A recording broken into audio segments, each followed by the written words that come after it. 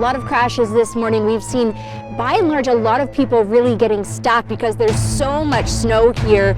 If you don't have to go out, then don't do it, because they're not going to be able to get to those side streets for likely another 3 days.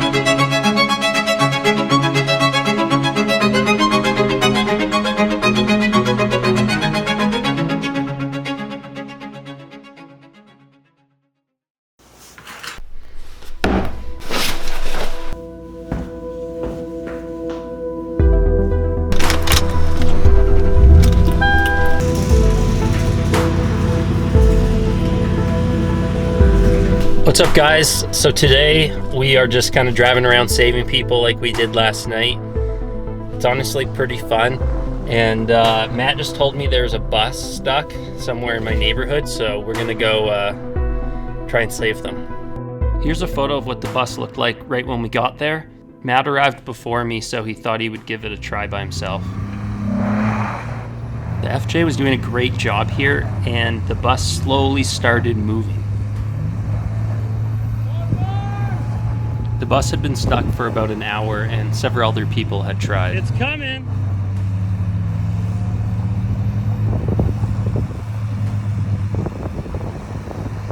The bus is doing a drift. Should I move? Unfortunately, we didn't quite have enough power to pull it out of the bank, and so I decided to hop in and help out.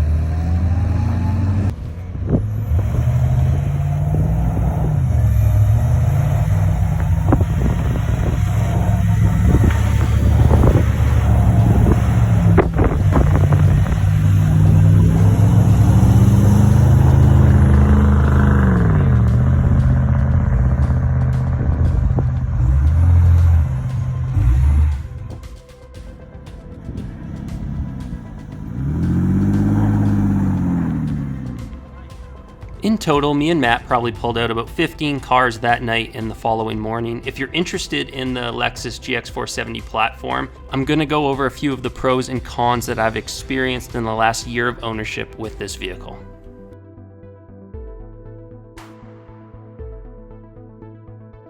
What's up, everyone? I thought today I would do the top 5 things I love and the top 5 things I hate about the GX470. I've owned it for about a year now. From stock to how it sits, and let's get going. First thing I love is the V8 engine in the GX470. It's the 2UZ-FE.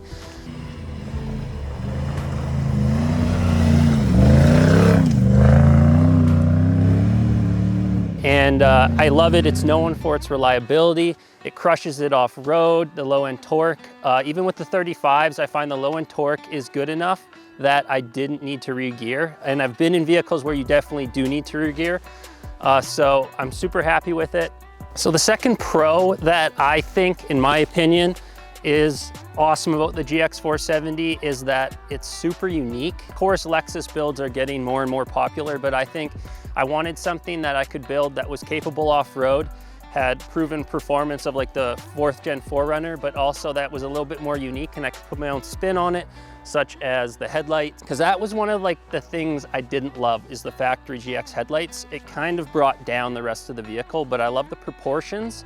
And I thought with the headlights and the bumper and everything I've done, it makes it look a lot meaner.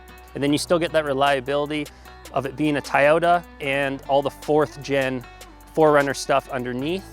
And that would lead me into my next pro, which would be the third, is the A-Track system. I might try to get the 2010 Plus FJ Cruiser rear diff and swap that in. It's like a direct bolt in, and then run it as an E-locker. But for right now, I'm like super happy with the center locking diff in A-Track. It's got me through some crazy stuff. big rock obstacles, super deep like mud bogs and in the snow. And so I have no complaints there. And I think that it's a big improvement from where I came from. I had a 2001 Nissan Pathfinder with just an LSD in the rear, and it was interesting. It struggled to get up obstacles because the LSD didn't work very well. And then obviously the front would just put power to whatever wheel had the least amount of traction, which is not helpful. The fourth thing I love about the GX470 is the rear tailgate. I love that it opens to the side. Sorry. Oh my God. Jeez. I love how it opens to the side. I am going to be putting a strut in. That's one of its main weaknesses. So when you're carrying stuff, it's hard to get the door open and then press this to have it latch. So I'm going to be modifying and putting in a strut there, and I'll do a video on that. But I love how it gets out of your way. You can always do a drop down table, which I'm also going to do. And then it's really easy to load stuff. So a lot of the time I'm using 4x8 sheets of plywood, and I can just quickly put the fridge like in the toolie box or down on the floor. And with the seats going flat, I can put in plywood, or usually I get it cut in half and kind of slide it in, but it's super convenient. And then it also allows you to have some lights up here, and it's just out of the way. And then the whole drawer system can come out and you have lots of headroom. I find especially in cold climates when the lift gate would go up, the struts would fail and it starts like coming back down on your head, or you smoke your head on it. So that's definitely the next pro that I love. I got to get rid of this saggy net. This was definitely not one of the pros, but I'll get it looking good. It also has this nice little toolbox here, just like all the tools you need. And then in the back, you also have like the factory jack and everything. But I always like carry a spare jack because obviously it's not gonna lift the GX once, because it's already lifted in with the 35s. Super easy to close.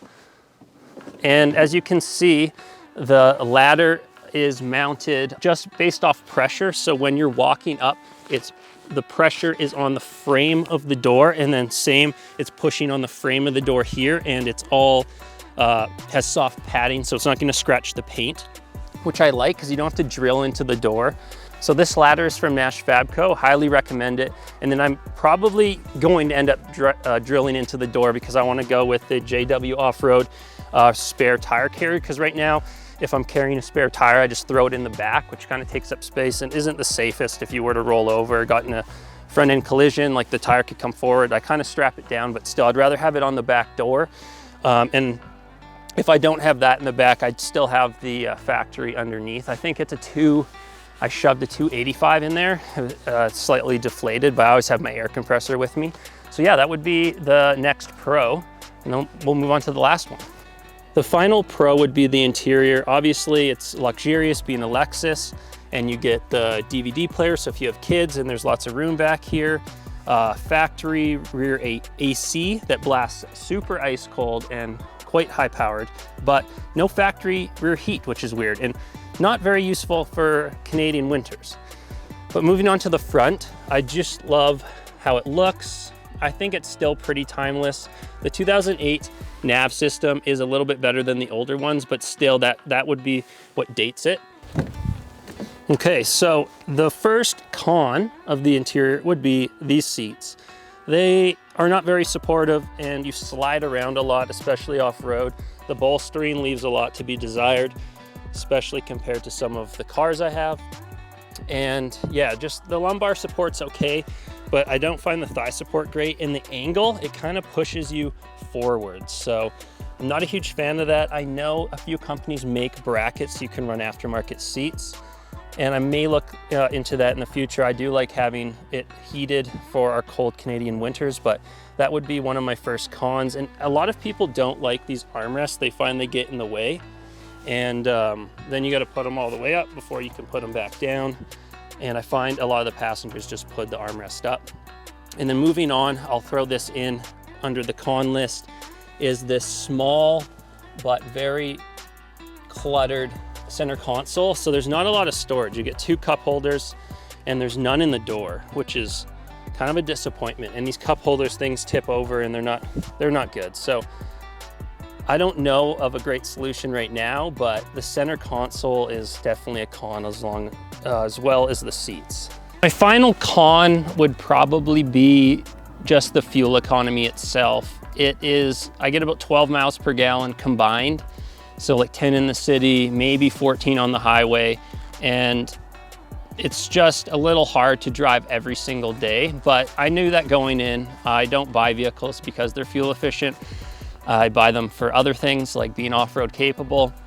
But just to keep in mind, if you're driving like super long distances every day, it may not be the best vehicle for you. But I mean, I live with it. I have other vehicles I drive, which also aren't fuel efficient, but that's a separate issue. And other than that, yeah, I'm super happy with the GX470. It's blowing me away. I would say that I didn't expect it to be this off-road capable, that I would enjoy it this much, and that it's so versatile for carrying stuff in the back or carrying multiple passengers or taking it out to the mountains or going off-roading or just driving around in the city. I think it's a great all-around vehicle minus the fuel economy.